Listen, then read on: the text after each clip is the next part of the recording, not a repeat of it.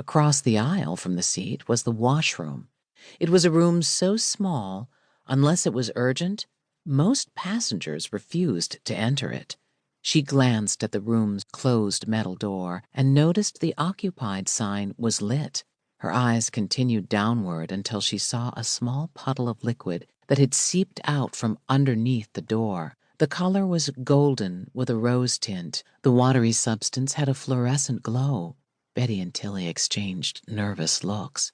"Hello," she said, tapping loudly, hoping an aged client would open the door, or at least give an irritated "occupied." When there was no response, she pounded on the door. "Hello, anyone in there?" she yelled.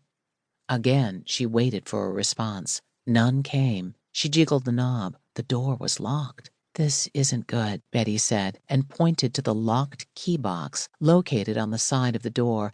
A spare key to the restroom was hidden inside. "Tillie, will you open it?" Tillie nodded, and stepping around the wet carpet, punched in the combination to the lock. The key box door slid open. She reached inside and grabbed the thin brass key. Betty thought it ironic that earlier in the day she told Tillie a potential problem in traveling with seniors is that at any moment, any one of them could die suddenly. Though it hadn't happened to her yet, a few months ago, a senior citizen had died of a sudden heart failure while traveling with Tours by Tina.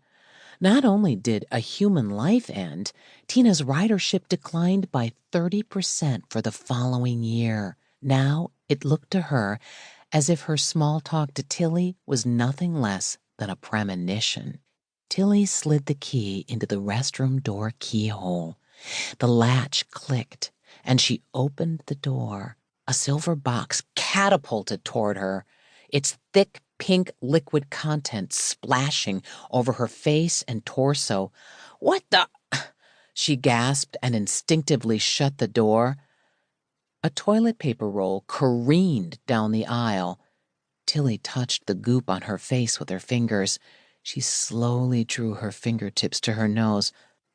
"It's soap," she announced. "Look, the liquid soap container."